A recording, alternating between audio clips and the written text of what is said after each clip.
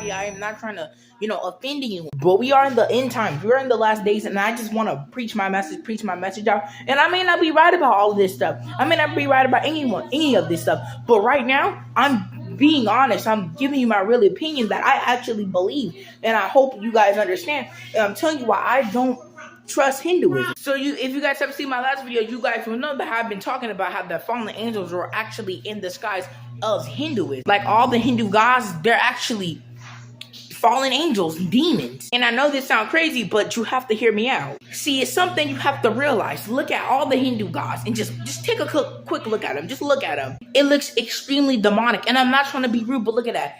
Every Hindu god has a serpent or a snake on them, which is extremely demonic. Now, this is why I believe that they're actually fallen angels. Listen really quick. So now remember in Genesis, and this all really happened, how the fallen angels came down here and betrayed God, rebelled against God, listened to Satan, went down here and had offsprings with all the women and had the Nephilim giants. Now we know, what do fallen angels want? Not just fallen angels, but especially Satan wants to be worshipped like God. This is how Satan tricks everybody. This is how he tricks Adam and Eve. This is how he tricks everyone. By tricking them, by telling them what the goal he wants. Let me explain. He wants to be like God. So he's telling people they can be like God if they follow what he does. So it makes sense why the devil will try to take a form of something else or try to get people to worship other idols. As we see this throughout countless times of the Bible. The Bible even leaves us hints of this. Trust me, the Bible is full of facts. Historical, scientific facts too. But the Bible's 100% a factual document. But let's get to the main focus of this video. Why I believe all those Hindu gods are fallen angels deceiving people. We see demons. We see the devil do this all the time, even throughout the Bible.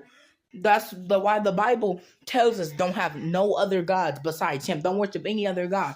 Don't put anything over him. And this is what the devil wants people to do. So of course he's going to try to hurt God and get that to happen. And we know fallen angels went down to earth and did this with mankind. We know this. And we have a lot of evidence how somehow demons, fallen angels, the devil, you try to trick people and take a form of these false gods. We have a lot of evidence for that. Like I put the link down in the description of the one where I talked about the Greek mythology. There's a tons of proof for that. More proofs. I'm gonna find some more evidence to let you guys know about that one. But let's keep on moving. Now we know Hinduism was first introduced in India, and it is, recognized before, it's extremely demonic.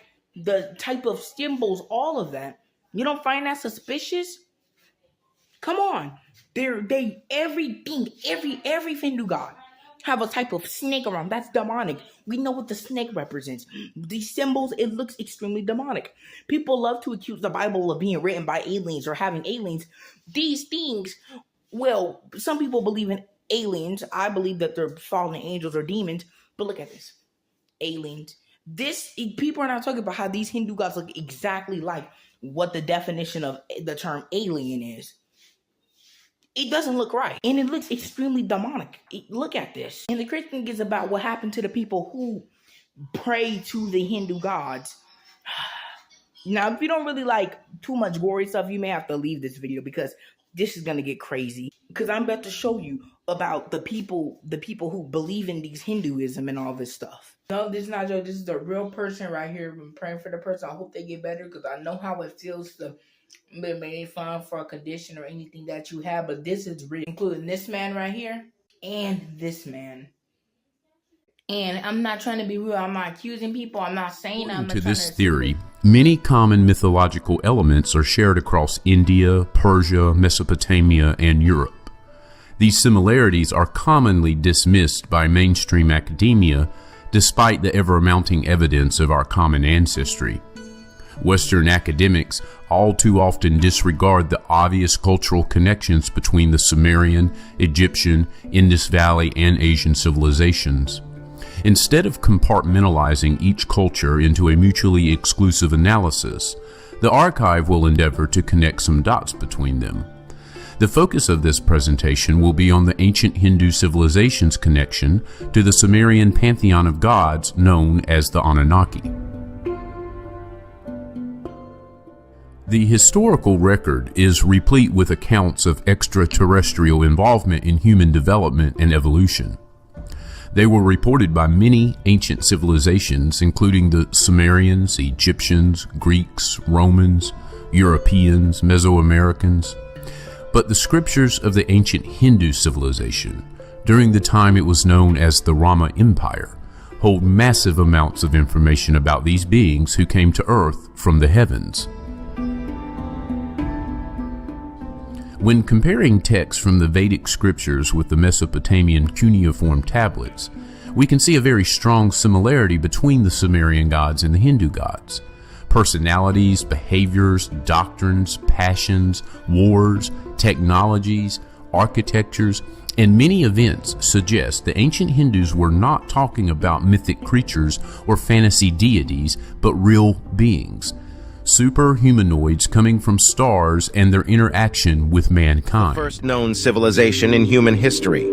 The ancient Sumerians, who lived in Mesopotamia around 4000 BCE, are considered by many to be the first civilization in human history. But who or what influenced their development? That's where the Anunnaki come in. According to Sumerian mythology, the Anunnaki were a group of deities who came to Earth from the heavens. They were said to have taught the Sumerians everything from agriculture to writing, and even interbred with humans to create a hybrid race of rulers.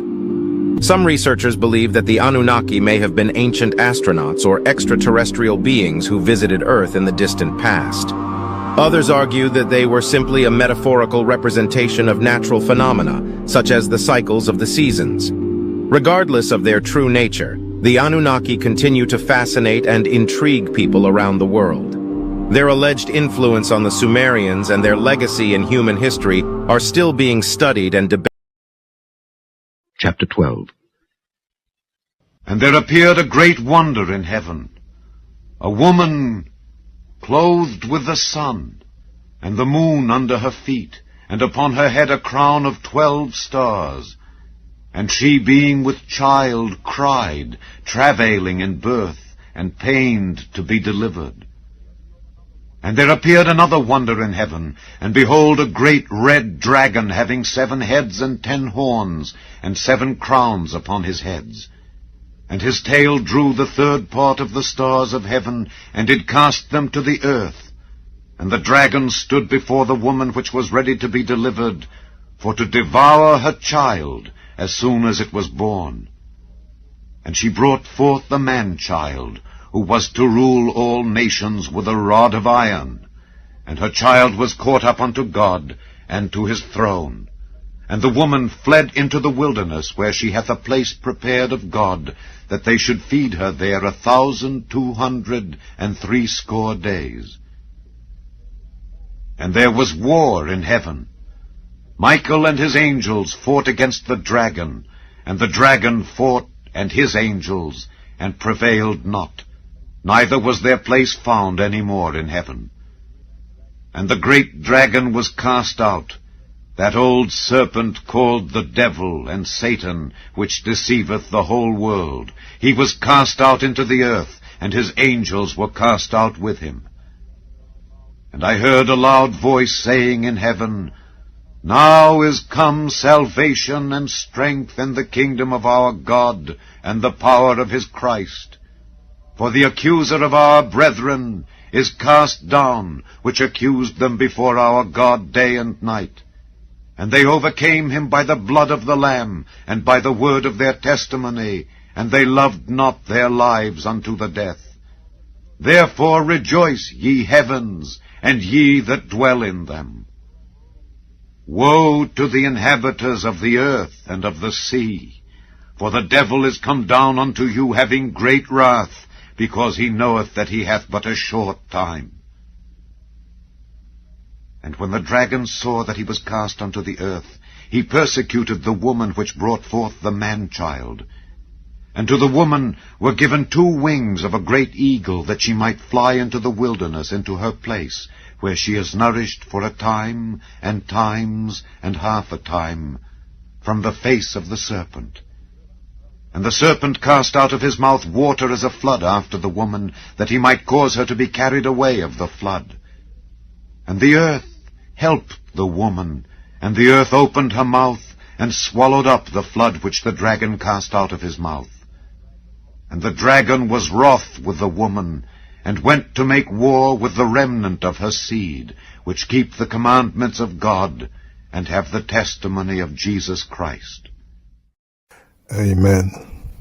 To God, Yahuwah, be the glory. Through Jesus Christ, Yahusha HaMashiach, my Lord. Amen.